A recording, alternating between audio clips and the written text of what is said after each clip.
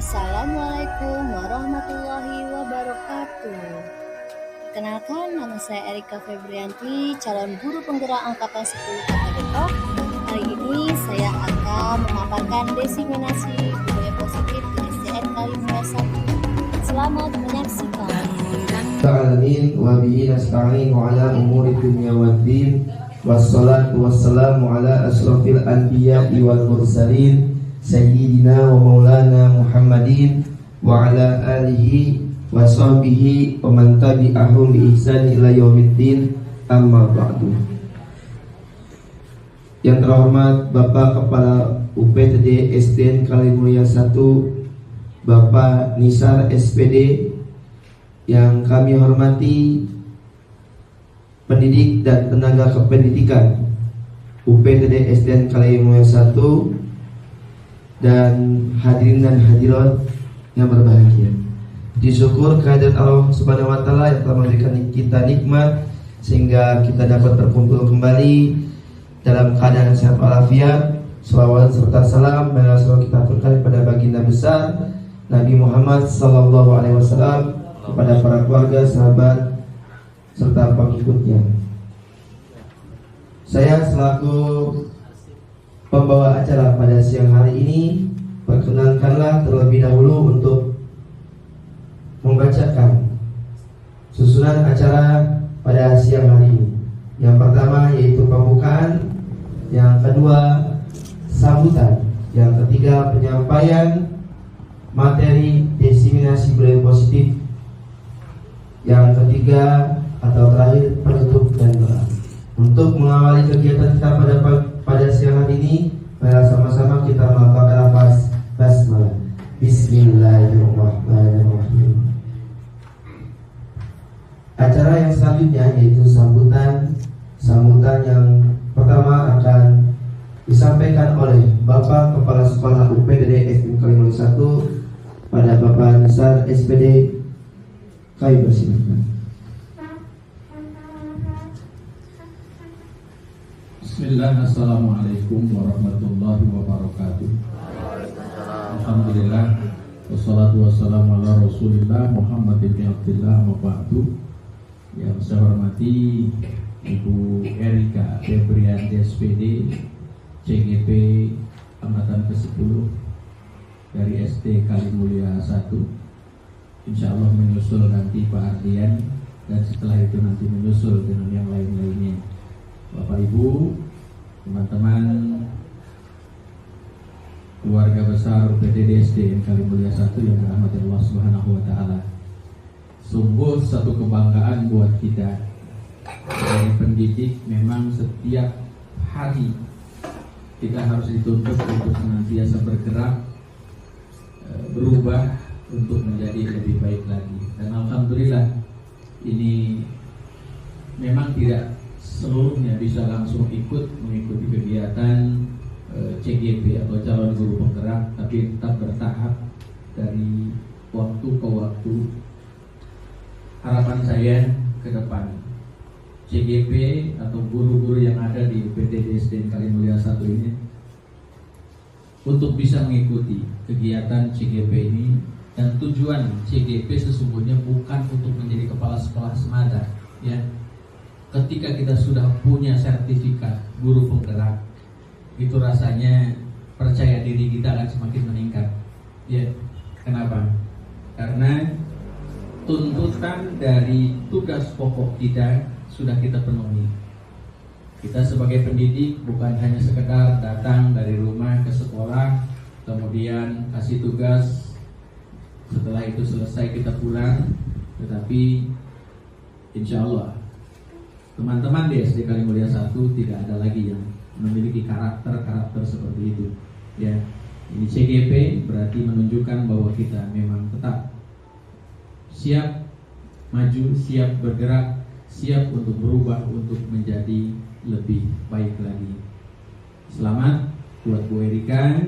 Mudah-mudahan Allah berikan kemudahan, Allah berikan kelancaran, khususnya diberikan kesehatan juga jasmani rohaninya untuk senantiasa bisa mengikuti kegiatan ini dengan sebaik-baiknya dan mendapatkan hasil yang terbaik sehingga menjadi contoh, menjadi figur keteladanan buat teman-teman yang lainnya yang belum, walaupun tadi sempat keceplosan, pusingnya kok udah luar biasa lah ya. Itu diralat lagi, nggak usah dibilang seperti itu, nggak usah pusing ya. Kalau kita nggak pusing, orang kita setiap hari kita tidur aja kita pusing ya, apalagi kita bekerja ini menuntut tadi saya katakan perubahan ya. Kalau kita hanya bekerja dengan apa adanya, mohon maaf Bapak Ibu ya, kita sedih juga ya. Kita ini digaji oleh pemerintah melalui, kalau kerennya pakai uang rakyat ya. Kita memang tujuan kita mencari nafkah dari tempat kita bekerja, tetapi ketika ada sesuatu hal, jangankan yang haram, yang subhat saja kita takut ya. Makanya yuk sama-sama kita majukan sekolah kita di mana tempat kita bekerja, sehingga pendidikan di UPTD SDN Kalimulya 1 ini yang sudah berkibar benderanya, yang sudah dikenal oleh masyarakat luas ya, sehingga bisa kita pertanggungjawabkan dengan tugas-tugas yang diamanahkan kepada kedua wabarakatuh. Terima kasih atas sambutan yang diberikan dari Bapak Kepala Sekolah UPTD SDN Kalimulya 1. Beranjak ke acara selanjutnya, yaitu penyampaian materi oleh Ibu Erika Febrianti SPT selaku calon guru penggerak angkatan 10 Kota Depok. Kepadanya kami persilakan.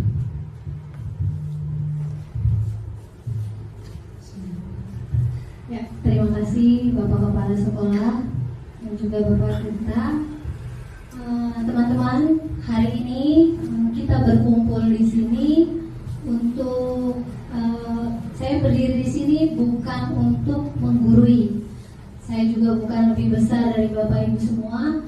Saya berdiri di sini hanya karena diamanahkan oleh pemerintah untuk menyampaikan diseminasi budaya positif yang saya dapatkan dari pendidikan guru penggerak angkatan ke-10, yang insya Allah sama-sama kita belajar, sama-sama kita sharing, saling memberikan masukan, dan pada akhirnya bermanfaat untuk diri kita sendiri maupun untuk sekolah kita bersama. Ya, Assalamualaikum warahmatullahi wabarakatuh. Ya Bapak Ibu, hari ini saya akan mendiseminasikan budaya positif. Yang pertama itu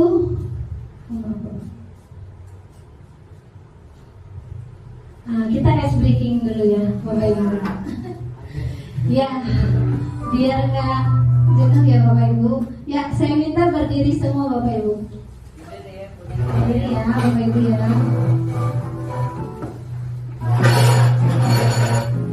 Ya, kita gerakan semua anggota tubuh kita.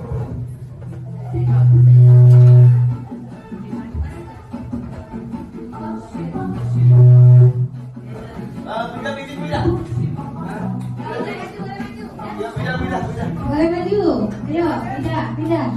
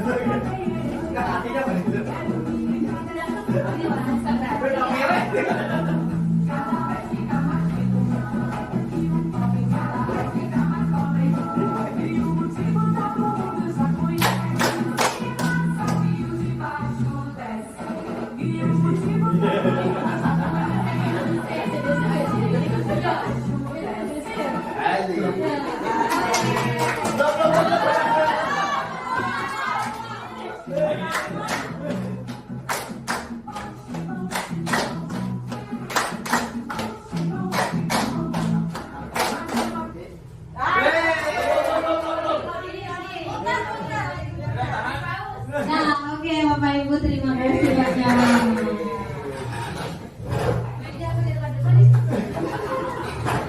Ya Bapak Ibu, jadi memang gunanya ice breaking itu untuk memberikan rasa senang atau semangat baru kepada baik diri kita juga pada murid Bapak Ibu. Ya, sebelum kita mulai materi, nah ini ada pertanyaan pematik terlebih dahulu Bapak Ibu. Dari yang nomor pertama, pemberian hukuman dapat mendisiplinkan siswa. Setuju atau tidak? Ayo, Budian bilang setuju. Ada yang bilang? Ada yang lain? Setuju. Coba Budian, alasannya apa sih? Setuju, karena yang disiplin harus dihukum. Tapi bukan berarti hukuman itu hukuman yang tidak mendidik, tapi hukuman yang mendidik. Kita bisa mencari hal-hal yang menggali positif dari diri siswa. Oke, kita ya. Setuju nggak Bapak Ibu dari alasannya Budian? Setuju atau tidak setuju? Setuju? Oke, saya simpan ya jawabannya. Yang kedua, pemberian hadiah dapat meningkatkan prestasi siswa nih yang biasanya ngasih reward. Ayo, setuju atau tidak setuju? Setuju. Alasannya apa Bapak Ibu? Ayo, siapa yang mau menanggapi? Oke, Pak Madin.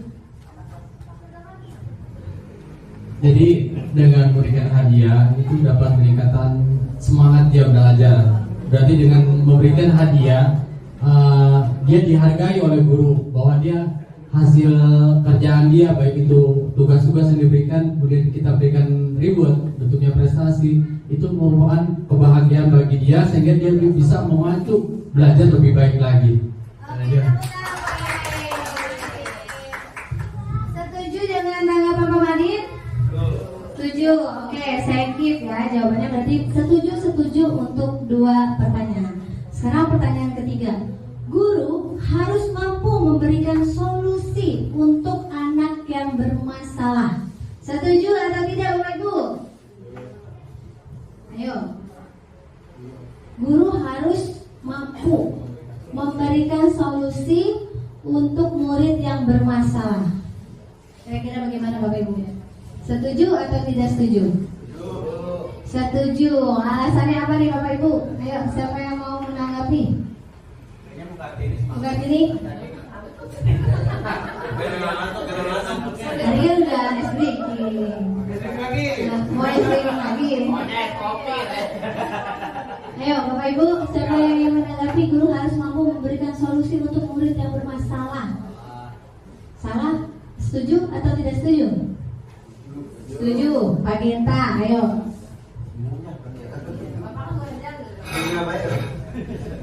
Ya Bu, saya setuju dengan guru harus bisa memberikan solusi untuk murid yang bermasalah. Karena dulu setahu saya, yang mungkin saya ingat dari pelajaran saya di Fakultas Pendidikan, walaupun nggak selesai, curhat ya, mendewakan diri Bu.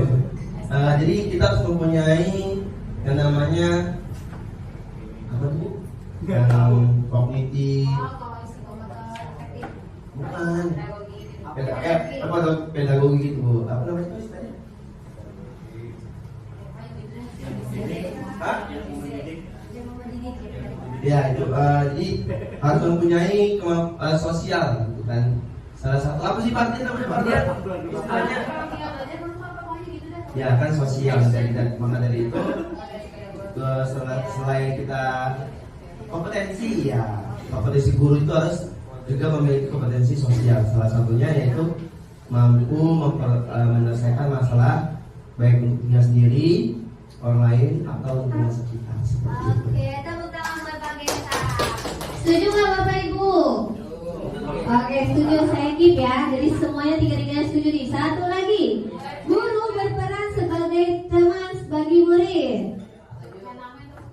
Nomor 3, kalau di SD itu kan guru merangkap semuanya, dari guru BP, dari guru matematika sampai guru bahasa Sunda merangkap semuanya.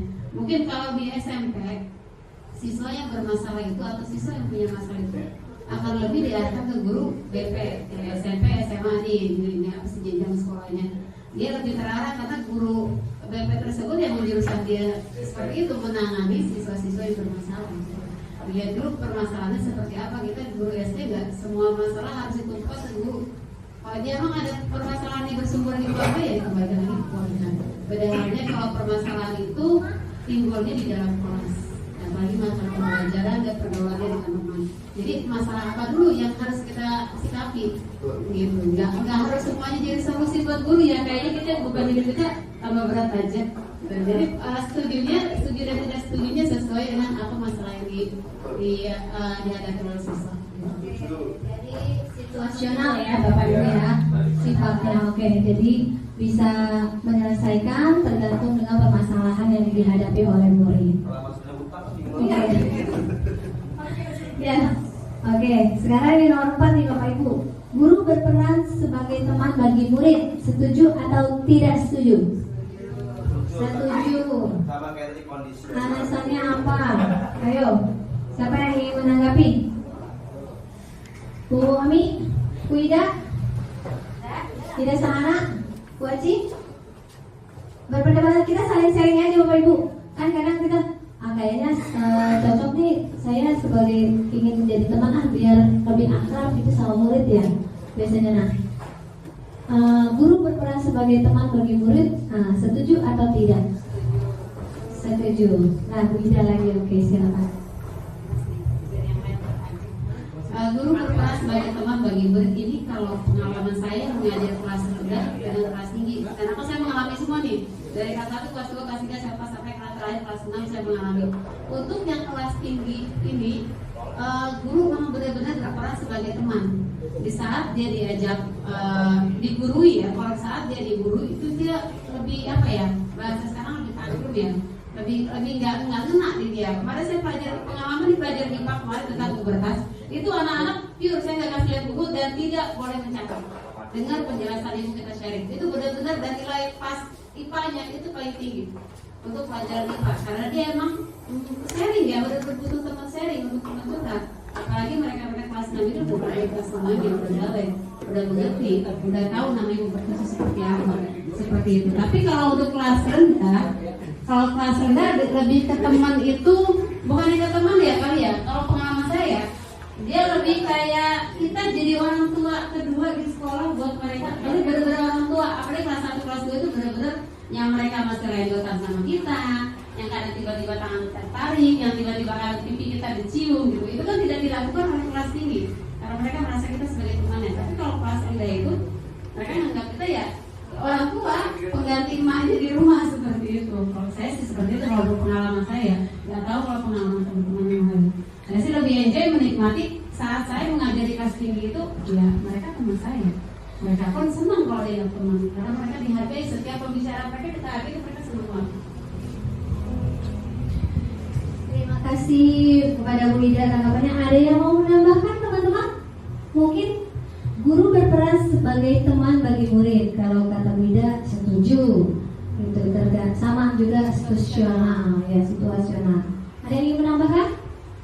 Bapak Ibu? Ya, kalau tidak ada kita keep ya jawabannya ya. Jadi pemberian hukuman dapat mendisiplinkan siswa, setuju. Pemberian hadiah dapat meningkatkan prestasi siswa, juga setuju. Guru harus mampu memberikan solusi untuk murid yang bermasalah, setuju. Situasional, tergantung permasalahannya. Yang keempat, guru berperan sebagai teman bagi murid, ini juga setuju.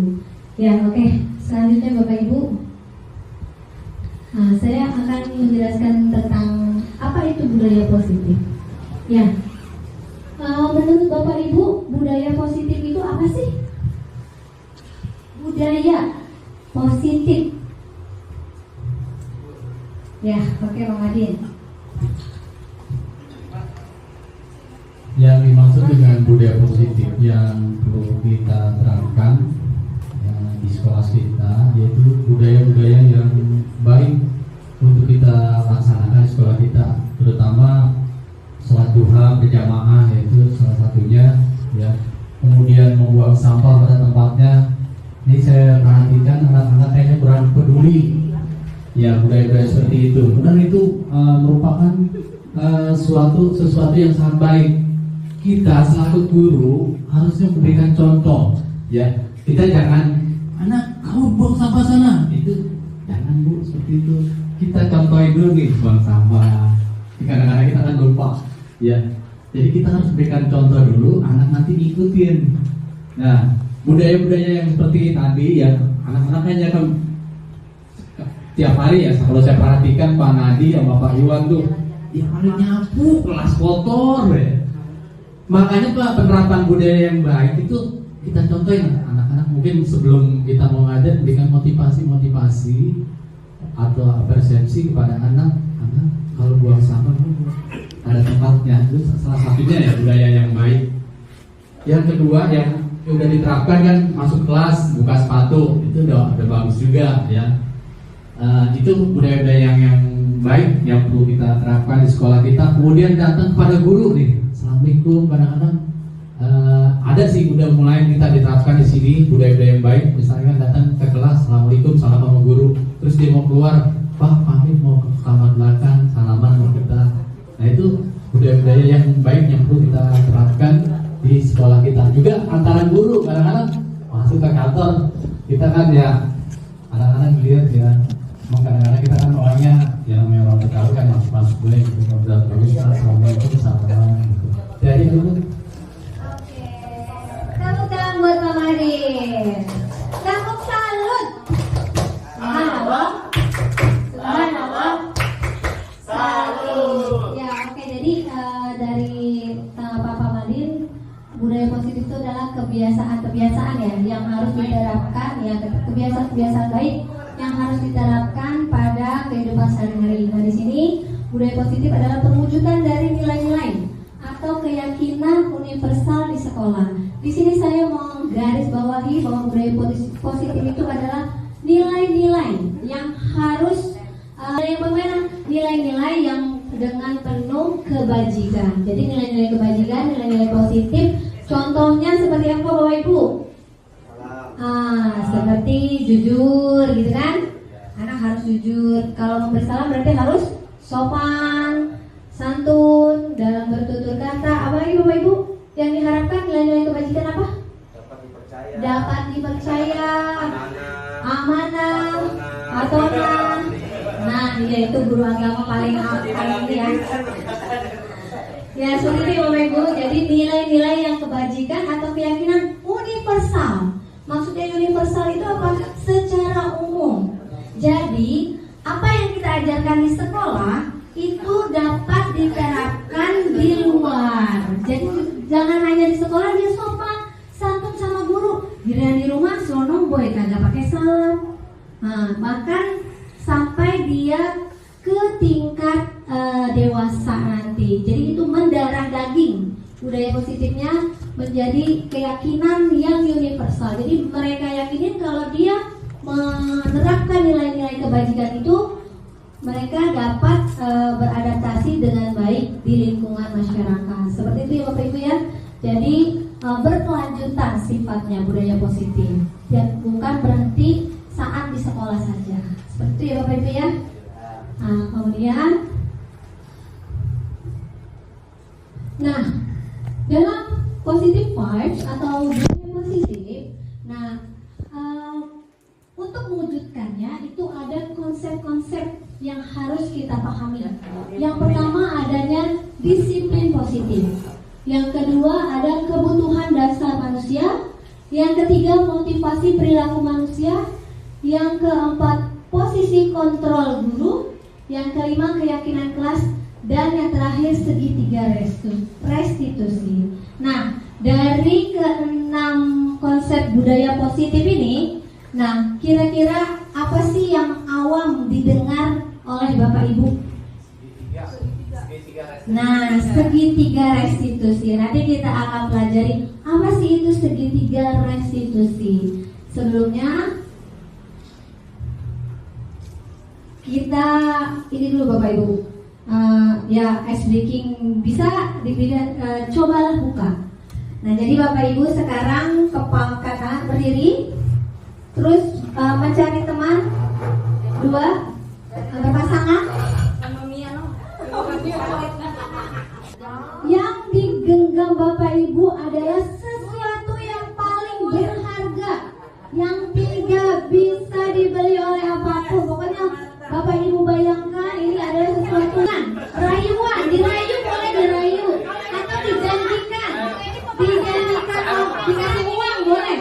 Yang penting gimana caranya Bapak Ibu berhasil membuka tangan kepala Bapak temannya. Oke, siap? Siap? Oke, kita hitung bersama-sama. 1, 2, 3.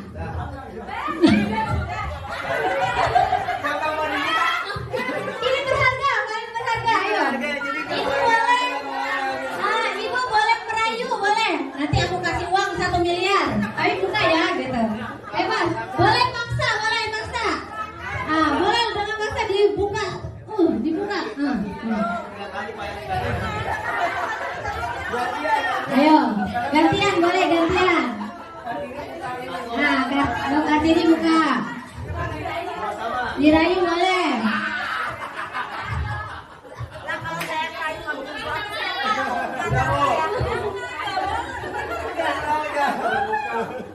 Oke. Bakar boleh 5 menit. Yang satu jadi perayu, yang satu mempertahankan diri boleh. Ayo.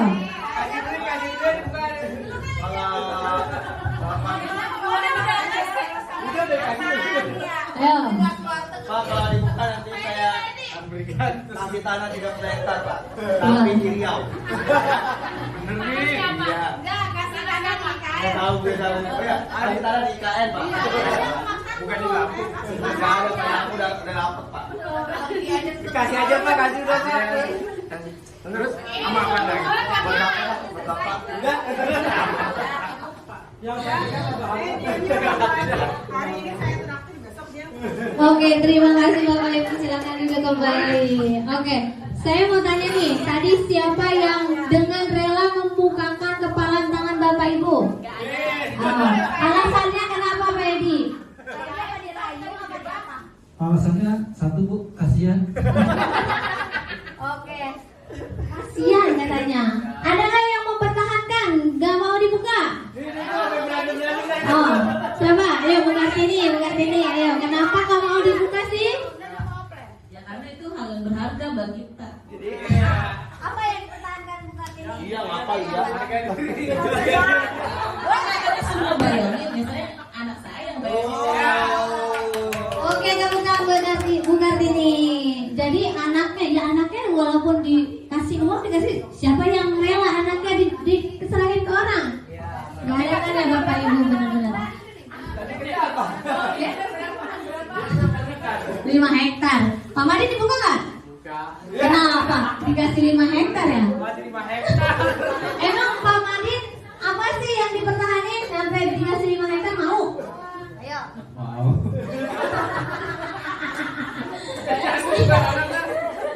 Ya Bapak Ibu, jadi di sini kita akan dari sini untuk membuka dan menutup apa yang kita pertahankan itu adalah merupakan kontrol dari diri kita sendiri. Benar nggak Bapak Ibu? Kontrol diri kita mau membuka, mau menutup itu sesuai dengan keinginan kita sendiri ya Bapak Ibu. Jadi dari dalam diri sendiri. Saat kita membuka atau menutup itu pasti ada alasan, ya, alasan tertentu dari masing-masing individu Bapak Ibu. Jadi kita tidak bisa memaksakan dan kita juga harus mengetahui, memaklumi, karena setiap orang pasti memiliki kebutuhan. Ya. Kesimpulannya? Ya kesimpulannya itu, jadi kontrol diri. Nah, di sini ada teori kontrol. Kenapa nggak kebuka ini?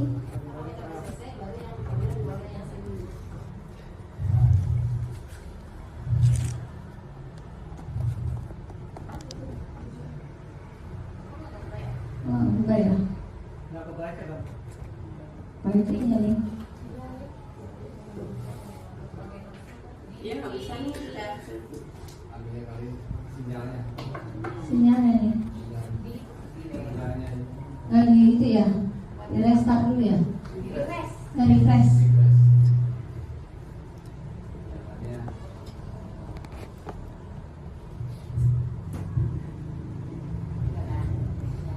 Mana semua ini lagi?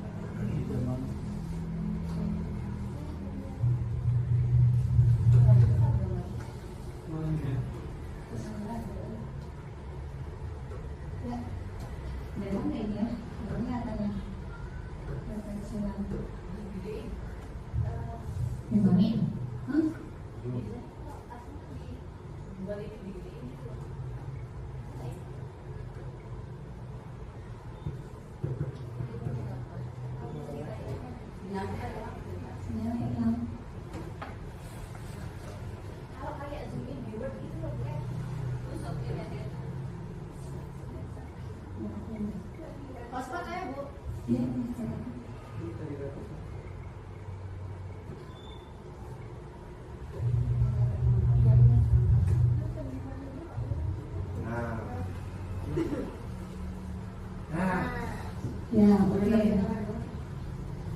Ya, Bapak Ibu, ini ada tadi kita mengetahui bahwa merupakan kontrol diri ya untuk mempertahankan sesuatu yang kita anggap paling berharga. Nah, di sini dari Dr. William Jesser, ini ada miskonsepsi mengenai tentang teori kontrol. Nah, selama ini kita sebagai guru itu memiliki ilusi. Ilusi itu apa sih Bapak Ibu? Bayangan, membayangkan. Yang pertama itu adalah ilusi bahwa guru dapat mengontrol muridnya. Benar nggak Bapak Ibu? Secara pribadi. Jadi Bapak Ibu bayangkan ilusi guru dapat mengontrol murid Bapak Ibu. Padahal setiap individu murid itu kan memiliki kebutuhan masing-masing ya. Seperti itu ya Bapak Ibu ya.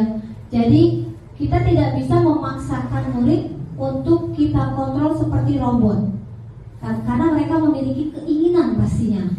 Terus yang kedua, ilusi bahwa semua penguatan positif, efektif, dan bermanfaat. Nah, Bapak Ibu pernah nggak membayangkan kalau kita ngasih reward, kita ngasih tepuk tangan, itu kita lakukan karena merasa itu adalah hal yang paling efektif, yang dapat memacu atau memotivasi siswa agar lebih berprestasi. Dan itu sesuatu yang sangat bermanfaat, ibarat kata senjata kita ya, untuk meningkatkan motivasi murid. Pernah nggak berpikiran seperti itu? Ilusi seperti itu. Saya mau ngasih reward nih ke siswa biar besok anak-anak semangat, atau biar besok anak-anak nilainya bagus. Pernah nggak Bapak Ibu? Nah, pernah kan pasti ya.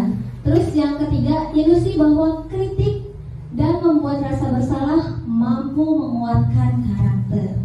Nah, di sini terkadang kita tidak sadar ya Bapak Ibu bahwa kita itu terkadang jika anak yang melakukan kesalahan itu kita buat mereka merasa bersalah. Jadi sehingga mereka kalau sudah merasa bersalah pasti akan karakter-karakter yang baik yang akan mereka timbulkan gitu ya. Itu menurut kepercayaan kita. Benar nggak Bapak Ibu? Nah, kalau mereka udah ngaku nih, Pak Genta nih biasanya kalau udah ngaku aja, pasti tuh nanti anak bakalan lebih baik gitu. Benar kan Bapak Ibu? Nah, terus yang keempat, ilusi bahwa orang dewasa berhak memaksa.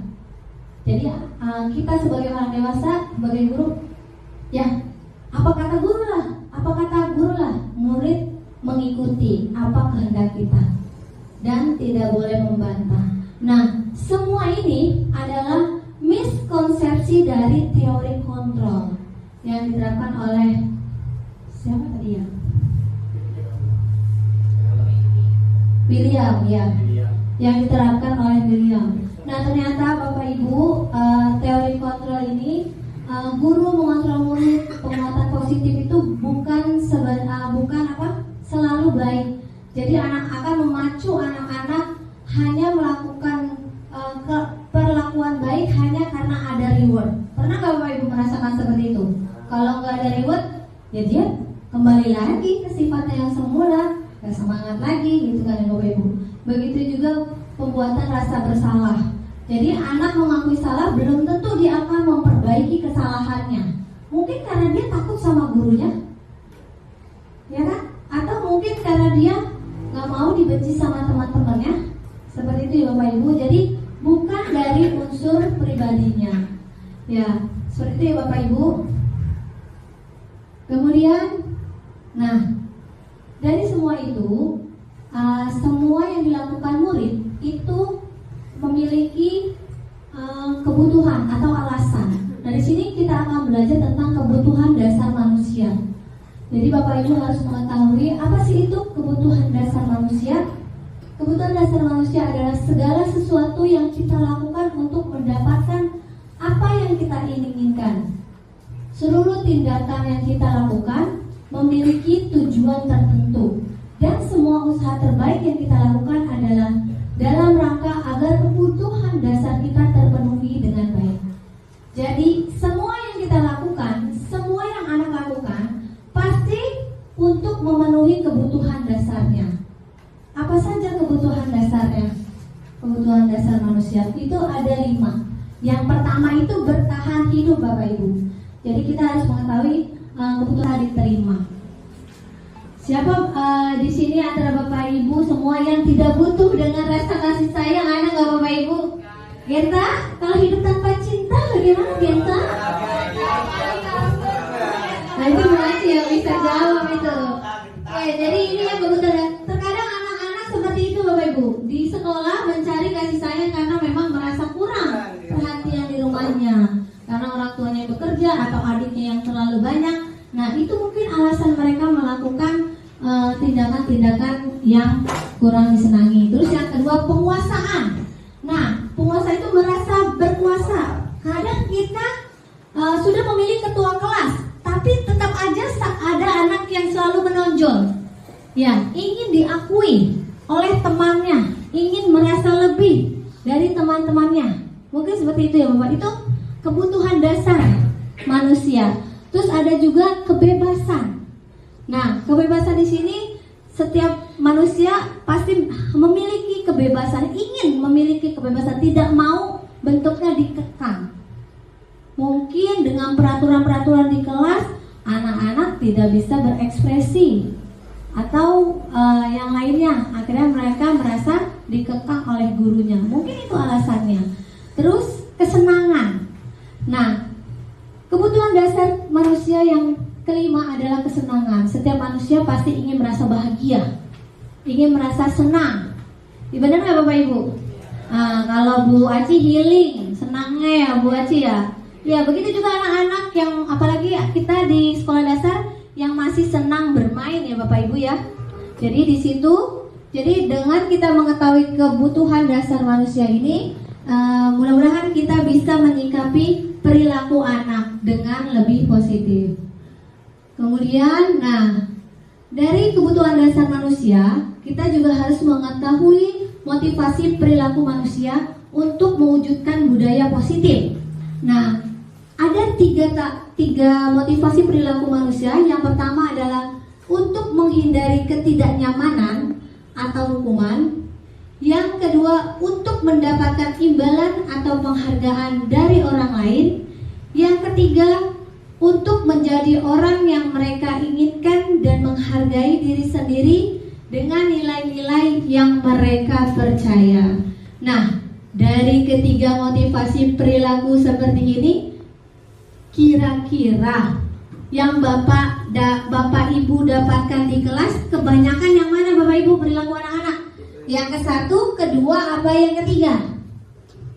Kebanyakan menurut Bapak. Apakah anak-anak itu melakukan sesuatu untuk menghindari ketidaknyamanan atau hukuman? Misalkan dia mau mengerjakan PR atau mengerjakan tugas karena takut dihukum oleh gurunya, atau hanya mendapatkan imbalan tadi reward.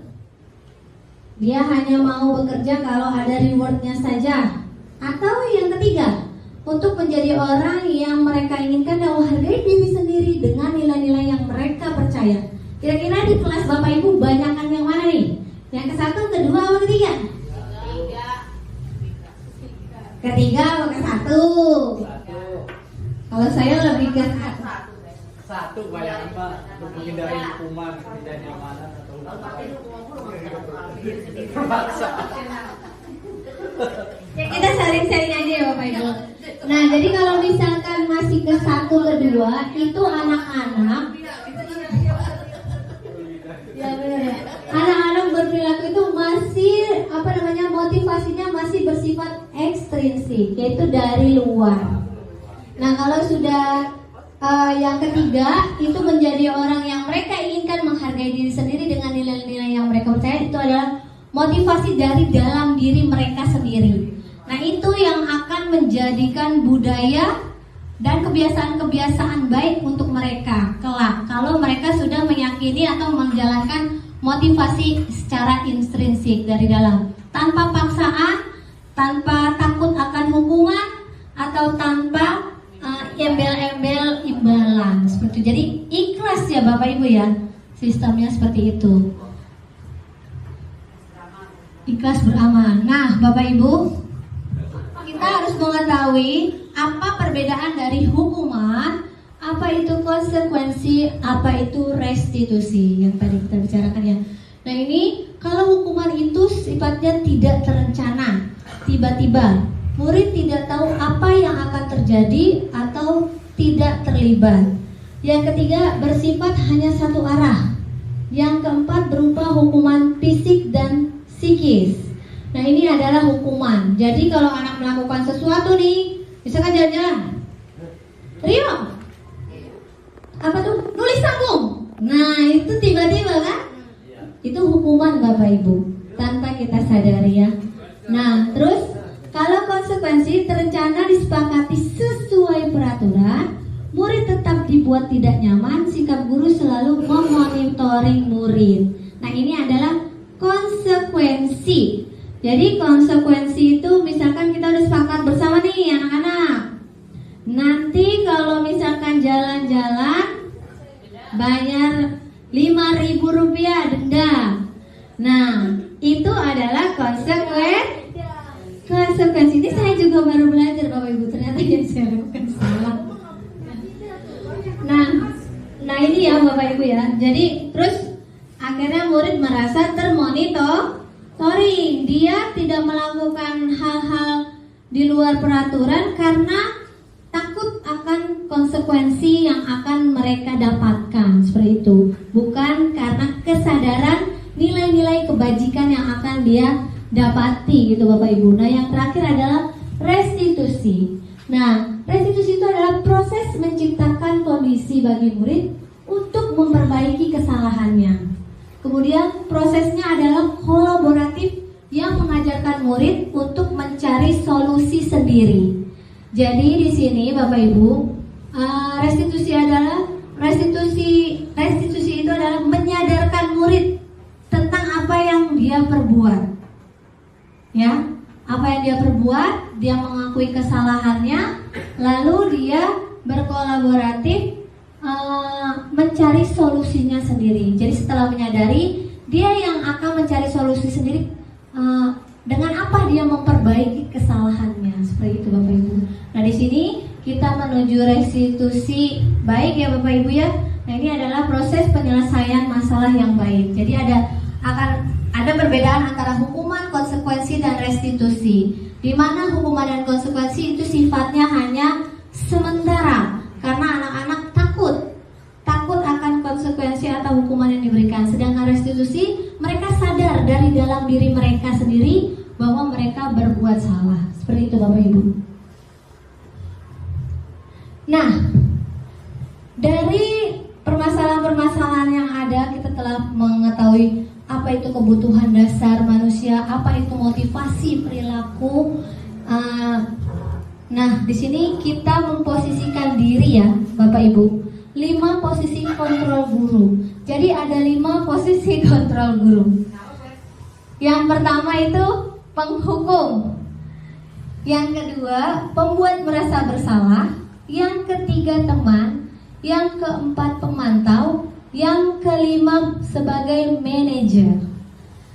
Nah, Bapak Ibu, ini kalau jika ada masalah atau kita di dalam kelas yang tadi telah kita sepakati bersama dalam pertanyaan pemantik, ini ada 5 posisi guru. Kalau penghukum, setiap murid melakukan masalah langsung menghukum, menjas tanpa mengetahui alasannya. Pembuat merasa bersalah, ya seperti itu. Jadi guru merasakan guru membuat murid merasa bersalah atas apa yang dia perbuat. Sebagai teman, ya guru merangkul sebagai teman tapi tidak mencarikan solusi. Karena biasanya kalau sebatas teman, anak murid lebih tidak ini ya Bapak Ibu ya, tidak menghormati. Terus sebagai pemantau hanya memantau. Kamu salah, kamu jangan buang sampah pada tempatnya, seperti itu.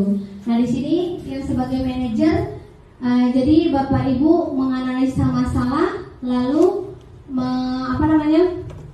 memanage siswa agar dia mengetahui apa sih kenapa dia melakukan itu, lalu bagaimana dia harus bisa menyelesaikan masalahnya sendiri. Seperti itu Bapak Ibu. Nah kira-kira nih Bapak Ibu, jika ada contoh kasus kurang semangat,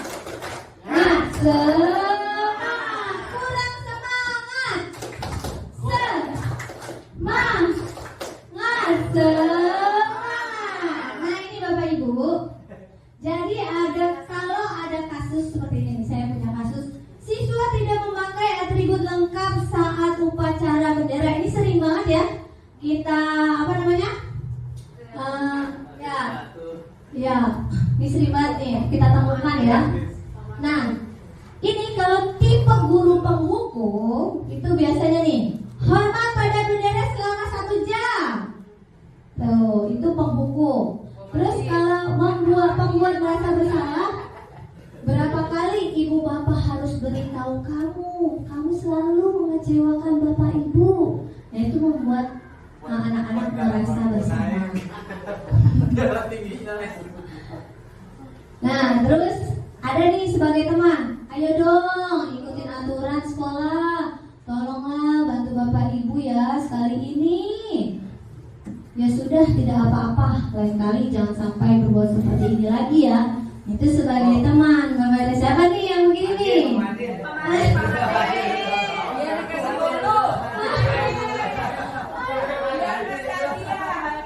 Nah kalau sebagai pemantau seperti apa nih? Kamu sudah melanggar peraturan sekolah, kamu tahu konsekuensinya. Setelah upacara, kamu beli atribut ke koperasi dan jangan diulangi lagi.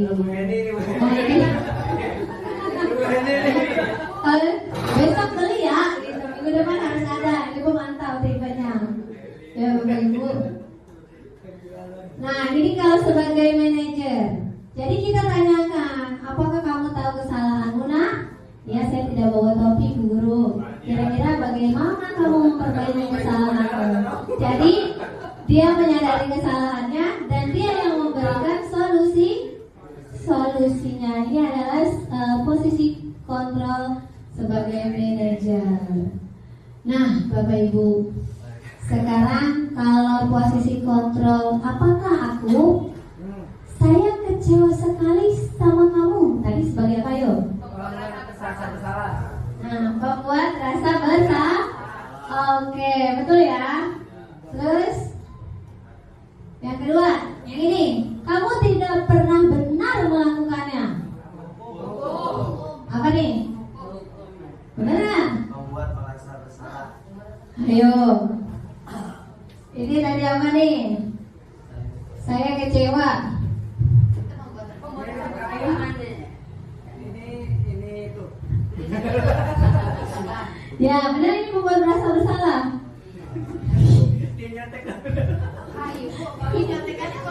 Kamu tidak benar-benar melakukannya, apa nih?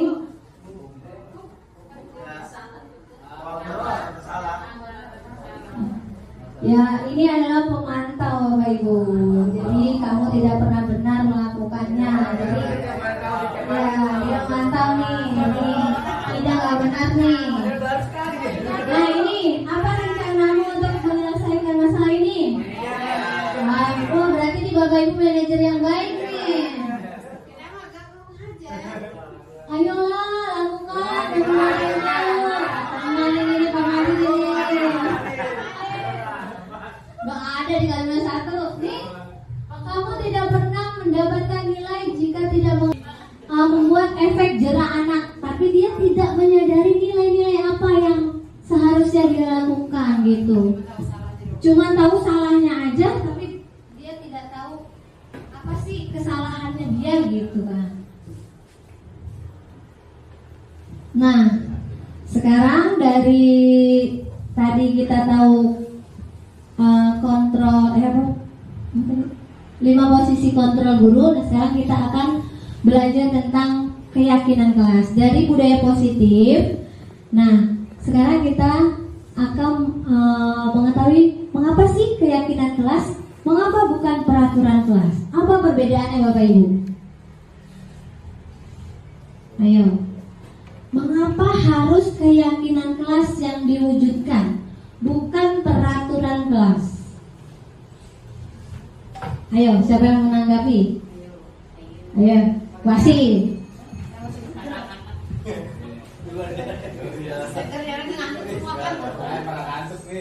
Kalau keyakinan kelas itu apa yang akan diwujudkan di kelas disepakati bersama dan karena itu diambil dari diambil dari apa yang diyakini murid-murid untuk diwujudkan bersama, maka akan lebih dijalankan oleh murid-murid dengan harapan seperti itu. Kalau peraturan kelas, kita yang membuat peraturan, kita yang menentukan, guru yang membuat peraturan, guru yang menentukan.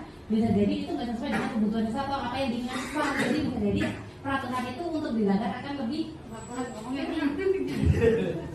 Oke, ada yang mau menambahkan, Bapak Ibu? Tepuk tangan dulu buat Wasi. Ya, benar ya Bapak Ibu ya. Jadi kenapa sih keyakinan kelas? Karena keyakinan itu akan lebih mudah dijalankan. Apa yang dia yakini itu baik, pasti akan lebih termotivasi daripada aturan yang dibuat. Seperti ya Bapak Ibu. Jadi dari keyakinan kelas itu nilai-nilai kebajikan akan muncul dengan sendirinya, seperti itu ya Bapak Ibu, daripada hanya berupa peraturan yang mereka jalankan tapi tanpa tahu maknanya. Mereka harus begini, harus begitu, tapi dia tidak tahu kenapa dia harus begini, kenapa dia harus begitu. Seperti itu ya Bapak Ibu. Jadi seperti itu keyakinan kelas dan mengapa bukan peraturan kelas. Nah, di sini ada cara-cara pembentukan keyakinan kelas. Jadi Bapak Ibu nanti bisa menerapkan keyakinan kelas di kelasnya masing-masing. Bukan juga kesepakatan kelas ya Bapak Ibu. Karena kesepakatan itu sama saja dengan lebih dari keyakinan dari dalam diri dia, sehingga dia dapat menjalankannya dengan lebih ikhlas. Nah, ini pembentukan kelas. Yang pertama itu harus bersifat abstrak, yang kedua berupa pernyataan universal, yang ketiga dibuat dengan pernyataan-pernyataan positif, yang ketiga sedikit saja agar mudah diingat, jadi jangan terlalu banyak juga. Yang kelima, sesuaikan dengan kondisi kelas dengan sekolah sehingga mudah diterapkan. Yang keenam, semua warga sekolah atau warga kelas dilibatkan saat membuat keyakinan kelas. Jadi anak-anak itu kita bimbing seperti pertamanya, bagaimana sih kelas yang kalian impikan, seperti itu Bapak Ibu. Nanti mereka akan mengungkapkan pendapatnya. Nah, di situ baru kita tarik garis besarnya keyakinan untuk membuat keyakinan kelas. Jadi kalau melakukan disiplin, tertib, nah itu anak-anak dapat lebih dapat mewujudkan kelas impian yang mereka dambakan, sehingga pembelajaran di kelas lebih kondusif, seperti itu Bapak Ibu. Ya, ini bisa seperti ini. Jadi anak-anak menuliskan di post-it lalu menempelkan kelas-kelas impian yang mereka ini kan, lalu nanti bisa kita buatkan poster agar anak-anak bisa mengingat kembali apa saja keyakinan-keyakinan kelas yang telah disepakati bersama. Dengan seperti itu, jika mereka membuat atau berbuat di luar keyakinan kelas, mereka lebih paham gitu kalau mereka tuh membuat melanggar dari keyakinan kelas yang dia sepakati bersama. Seperti itu ya Bapak Ibu. Nah, kemudian dalam menyelesaikan masalah yang terdapat pada anak, permasalahan kita sehari-hari, nah ini kita menggunakan yang namanya segitiga restitusi Bapak Ibu, yaitu suatu proses dialog yang dijalankan oleh guru agar dapat menghasilkan murid yang mandiri dan bertanggung jawab. Jadi segitiga restitusi ini ada 3 tahapan. Yang pertama itu menstabilkan identitas, yang kedua validasi tindakan yang salah, dan yang ketiga menanyakan keyakinan. Nah, ini jika ada permasalahan di kelas, kita harus menggunakan segitiga restitusi. Bagaimana sih Bapak Ibu? Nah, caranya ini. Pertama, kita menstabilkan identitas. Nah, berdasarkan prinsip membuat kesalahan adalah bagian dari proses pembelajaran. Jadi kita harapkan anak-anak membuat kesalahan itu adalah proses untuk dia memperbaiki diri ya Bapak Ibu. Nah, bagaimana caranya? Pertama, berbuat salah itu wajar. Ini cara menstabilkan identitas ya. Tidak ada manusia yang sempurna. Ibu bapak juga pernah melakukan itu. Ibu bapak tidak mau mencari siapa yang salah, tapi ibu bapak ini mencari solusi dari permasalahan ini.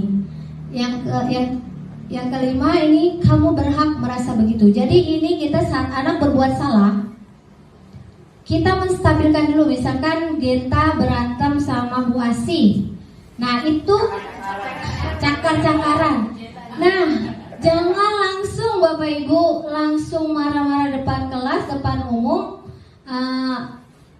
apalagi sampai menjadi penghukum gitu kan ya. Nah, kita gunakan ini, kita panggillah si Genta ini ke kantor gitu. Kita bicarakan dengan baik-baik. Kita tanya, tadi Bu Guru dengar kata teman-teman Genta berantem ya sama Asih gitu. Kenapa seperti itu? Nanti dia akan menjelaskan alasannya. Mungkin karena Gentanya jahil, atau karena Bu Asihnya yang ya bagaimana, yaitu baperan gitu kan ya. Nah, ini kita lakukan ini Bapak Ibu, kata-kata ini. Jadi seperti itu. Jika kita tahu masalahnya, tidak ada manusia yang sempurna ya Bang. Begitu Bapak Ibu. Ibu bapak juga dulu pernah melakukan itu, pernah berantem juga, pernah juga misalkan dikatain sama temannya. Tapi boleh nggak seperti itu? Kita balikan lagi ke anaknya. Jadi menstabilkan identitas. Jadi anak sampai mengetahui kalau dia itu salah gitu Bapak Ibu. Nah ini baru kita memvalidasi tindakan yang salah. Nah berdasarkan prinsip setiap perilaku berupa memenuhi suatu kebutuhan tertentu. Nah di sini kita mengetahui alasan anak ya Bapak Ibu. Jadi dari kata-kata kamu pasti punya alasan melakukan itu, padahal kamu bisa melakukan yang lebih dari ini. Kamu patut bangga karena telah melindungi sesuatu yang penting bagimu. Kamu melakukannya karena mempertahankan sesuatu yang penting bagimu. Kayak kemarin anaknya Bu Ami ya, itu yang nyiram anak kelas Bu Kartini. Oh Sri, nah itu kan ditanya dulu alasannya kenapa. Ya wajar sih seperti itu. Ternyata anak kelas 2-nya yang meledek lebih dahulu. Wajar kalau kamu menyiram. Untung saja kamu bisa tidak melakukan yang lebih dari itu. Coba kalau nonjok adik kelasnya, itu badannya gede banget ya Bu Ami ya. Ya seperti itu ya Bapak Ibu. Jadi dia itu merasa diperhatikan gitu seolah-olah, walaupun dia merasa oh tapi aku nggak boleh seharusnya gitu. Jadi dia menyadari kesalahan kalau seperti itu tidak boleh. Nah setelah kita menanyakan alasannya, terus kita menanyakan keyakinan kelas. Apa keyakinan kelas kita? Kita ingatkan kembali. Apa keyakinan kelas kita yang telah kamu langgar? Kita ingatkan kembali. Nah, bolehkah seperti ini? Nah, seperti apa gambaran sebuah kelas menurut kamu? Bisa seperti ini Bapak Ibu? Atau kamu ingin menjadi orang yang seperti apa? Kalau kamu melakukan seperti itu gitu. Nanti kalau dia sudah menyadari keyakinan kelas yang telah dia langgar, baru kita giring anak itu bagaimana cara kamu memperbaikinya. Seperti itu Bapak. Jadi menyadarkan diri dia. Inilah segitiga restitusi ini membuat guru berusaha memposisikan diri menjadi seorang manajer yang baik.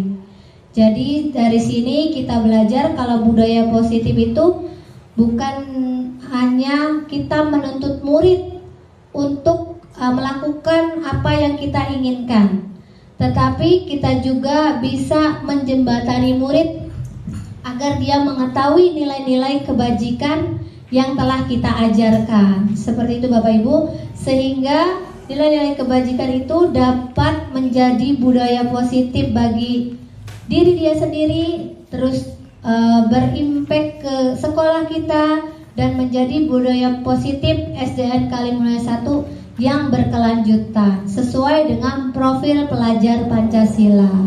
Seperti itu ya Bapak Ibu. Jadi dari sini Bapak Ibu kita ketahui bersama bahwa guru penghukum tadi ya, terus pembuat merasa bersalah, terus sebagai pemantau. Nah, sekarang kita sudah tahu mana yang lebih baik, jadikan diri kita sebagai manajer untuk anak didik kita dengan melakukan segitiga restitusi. Nah dari sini anak-anak hidup dan tumbuh sesuai dengan kodratnya sendiri.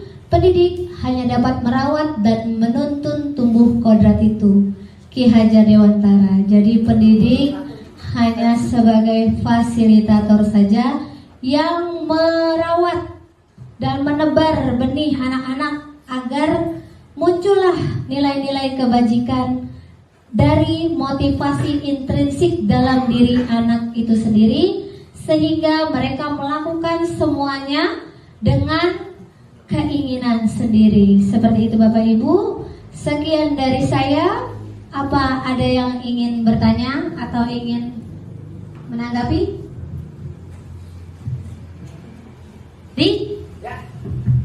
Terakhir.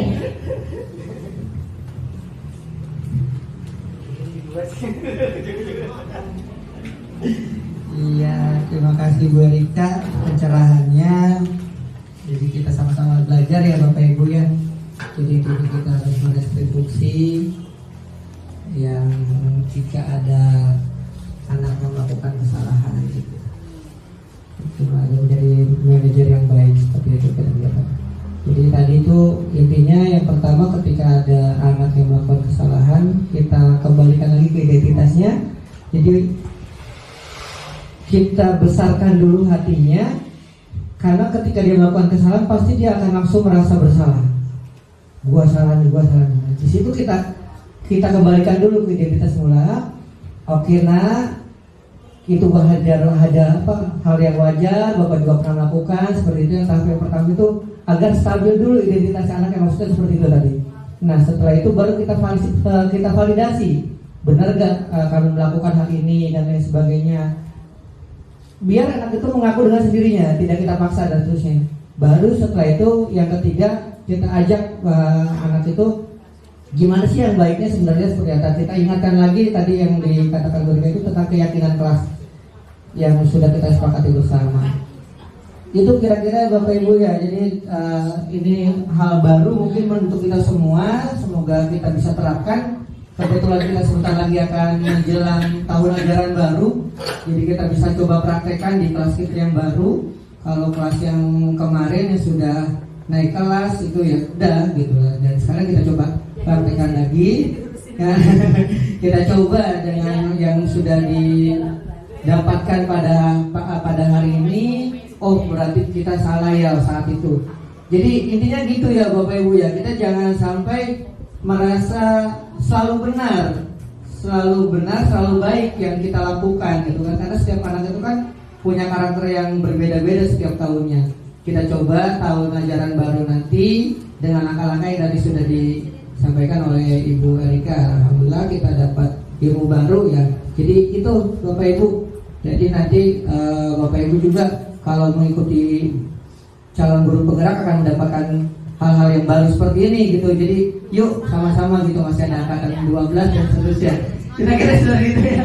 Jadi kalau saya pribadi ketika Bu Erika melakukan PP yang kemarin oleh dipantau oleh PP-nya dan yang kedua makin penasaran gitu loh Bu. Bapak kayak gimana sih sebenarnya kayak gitu loh. Jadi 6 bulan ke depan ke beberapa bulan ke depan itu apa saja sih yang bakalan saya dapatkan lagi gitu ya. Jadi jangan sampai kita seperti katak dalam tempurung, cuma itu dong yang tahu kayak gitu ya. Karena abad 21 itu terus berlanjut, tapi kita jangan stagnan di situ-situ aja gitu kan. Itu kira-kira Bapak Ibu. Terima kasih Bu Erika sekali lagi atas ilmunya yang sudah dibagikan pada siang hari ini. Ya, terima kasih teman-teman. Semoga apa yang saya sampaikan dapat bermanfaat untuk teman-teman semuanya. Ya, mohon maaf jika ada kesalahan, salah-salah kata. Wabillahi taufik wal hidayah. Wassalamualaikum warahmatullahi wabarakatuh. Waalaikumsalam. Assalamualaikum warahmatullahi. Ibu kita begini Diva, apakah kamu tahu kamu dipanggil ke sini? Tidak tahu Bu. Dulu dengar dari teman-teman yang saya bisa dengan Kazim. Ya Bu, harusnya saya kesal sama kamu Bu. Kenapa kamu bisa? Soalnya Kazim nyontek tugas saya Bu. Soalnya seperti itu. Wajarlah kalau seperti itu. Dulu juga akan melakukan sama-sama juga lalu apa yang kamu lakukan terhadap Kazim? Saya marah-marah dan melakukan Kazim tanpa sadar saya menjadi Kazim. Oh begitu, pasti kamu berbuat seperti itu alasannya kan? Ya Bu, bisa saya diam aja. Saya sudah susah payah ngerjain nanti Kazim malah mencontek. Ya wajarlah kalau kamu merasa marah karena kamu tidak menerima pekerjaanmu dicontek oleh Kazim. Ibu sangat menghargai tindakanmu dan tidak berbuat lebih dari itu. Pokoknya kamu memukul Kazim. Ya Bu. Oke, sekarang coba kita pikirkan baik-baik tentang keyakinan kelas yang kelas sudah sepakati. Menurut Diva, keyakinan kelas apa yang telah Diva langgar?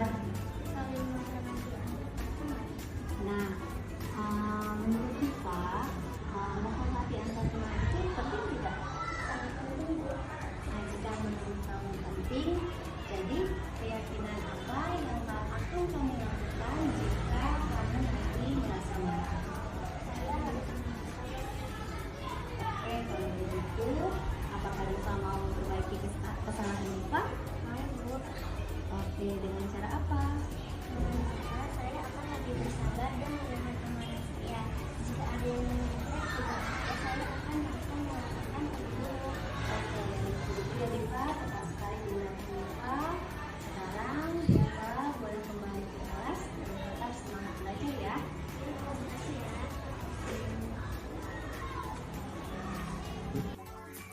Sekian dari saya, terima kasih, salam dan bahagia.